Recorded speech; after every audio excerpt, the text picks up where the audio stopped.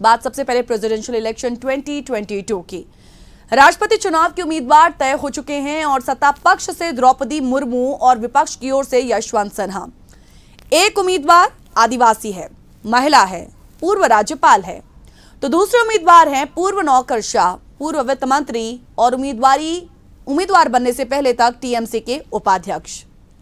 मगर एक बड़ा फर्क ऐसा है इन दोनों के बीचों बीच जो यशवंत सिन्हा का वजन द्रौपदी मुर्मू के सामने बहुत हल्का कर देता है। और ये फर्क है, यशवंत सिन्हा ना तो समूचे विपक्ष की साझा पसंद है और ना ही वो जिनकी पसंद बने हैं। उनकी पहली पसंद है। विपक्ष की ओर से राष्ट्रपति उम्मीदवार बनने से पहले शरद पवार ने मना किया, फिर गोपाल कृष्ण गांधी और फारूक अब्दुल्ला ने। तो इस तरीके से यशवंत सिन्हा के नाम पर सिलेक्शन का एक वास्तविक आधार आप रिजेक्शन कह सकते हैं। कई नेताओं ने प्रस्ताव ठुकराए और तब यशवंत सिन्हा का नाम सामने आया है। जब प्रेसिडेंशियल इलेक्शन 2022 की आज हम बात कर ही रहे हैं और यशवंत सिन्हा और द्रौपदी मुर्मू का जिक्र कर रहे हैं, तो कुछ इंपॉर्टेंट सवाल, कुछ महत्वपूर्ण सवाल हैं जो इस कोर्ट के साथ जुड़े हुए हैं। आइए उन सवालों पर नजर डालते हैं। द्रौपदी मुर्मू और यशवंत सिन्हा में कौन मजबूत उम्मीदवार है? सवाल ये भी है कि कैसे यशवंत सिन्हा पर भारी पड़ रही हैं द्रौपदी मुर्मू की उम्मीदवारी क्यों भारी पड़ती है यशवंत सिन्हा की उम्मीदवारी पर? सवाल ये भी कि द्रौपदी मुर्मू की उम्मीदवारी क्या वाकई रणनीतिक है? इसे भी डिकोड करेंगे। और सवाल ये भी कि क्यों यशवंत सिन्हा का नाम तय करने में कोई रणनीति नजर नहीं आती है।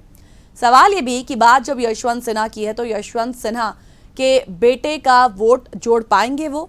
और आखिरी सवाल ये कि क्या ये राष्ट्रपति चुनाव एक तरफा हो गया है जब पक्ष और विपक्ष से उम्मीदवारी जो है वो सामने आ चुकी है, दोनों के नाम सामने आ चुके हैं। चलिए इन सवालों को एक एक करके डिकोड करते हैं। चूंकि एनडीए ने राष्ट्रपति पद के लिए अपने उम्मीदवार के नाम का ऐलान विपक्ष के उम्मीदवार के सामने आने के बाद किया, इसीलिए इस चयन में रणनीति नजर आती है। बीजेपी अध्यक्ष जेपी नड्डा ने साफ किया है कि 20 उम्मीदवारों के नामों पर विचार करने के बाद ही द्रौपदी मुर्मू के नाम पर यह कॉन्सेंट बना।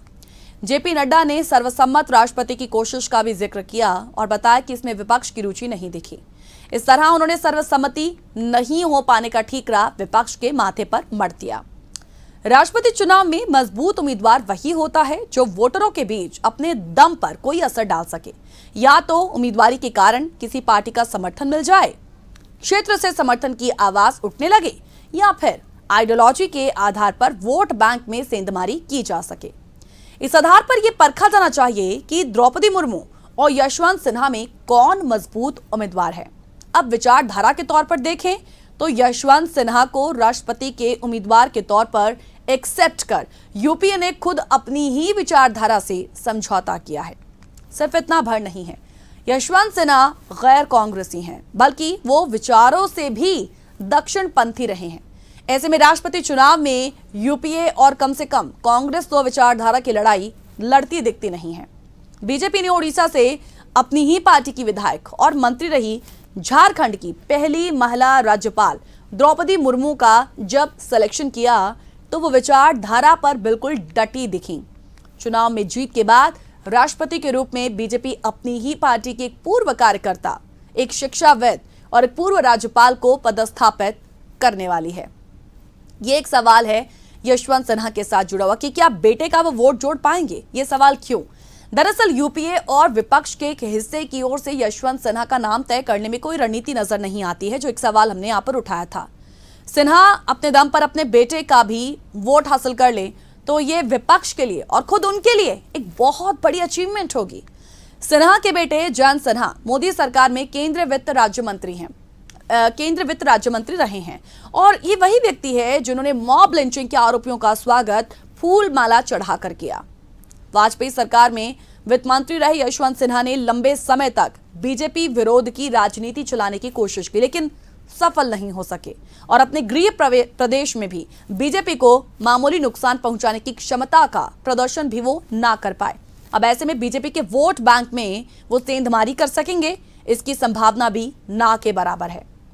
बीजेपी और एनडीए की ओर से द्रौपदी मुर्मू की उम्मीदवारी में ये ताकत है कि वो ओडिशा से बीजेडी का समर्थन हासिल कर सकते हैं और आदिवासी होने के नाते आदिवासी विधायकों, सांसदों पर भी अपने लिए समर्थन का माहौल बना सकते हैं। यूपीए के खेमे में भी दरार डालने की क्षमता द्रौपदी मुर्मू की उम्मीदवारी में है। झारखंड मुक्ति मोर्चा के लिए द्रौपदी मुर्मू के खिलाफ मतदान करना आसान नहीं होगा। राष्ट्रपति चुनावों के आदिवासी वोटर देश के अलग अलग हिस्सों में हैं। पूर्वोत्तर में भी इसका असर देखने को मिल सकता है। देश में यूपीए से दूरी रखने वाले जो विपक्षी दल हैं, जैसे कि Akali Dal, BJD, TRS, YSR, Congress, TDP, वो द्रौपदी मुर्मू के नाम पर एकजुट होंगे तो इसकी एक वजह ओडिशा से होने की वजह से बीजेडी का निश्चित समर्थन है। यशवंत सिन्हा के नाम पर यूपीए में शामिल दलों के अलावा टीएमसी, सपा, शिवसेना, वामपंथी दल ही इकट्ठे होते नजर आते हैं और इनमें भी यशवंत सिन्हा का कोई योगदान नहीं दिखता। किसी भी उम्मीदवार के नाम पर यह गोलबंदी निश्चित प्राय थी। वर्तमान राष्ट्रपति चुनाव अब एक तरफा लगता है।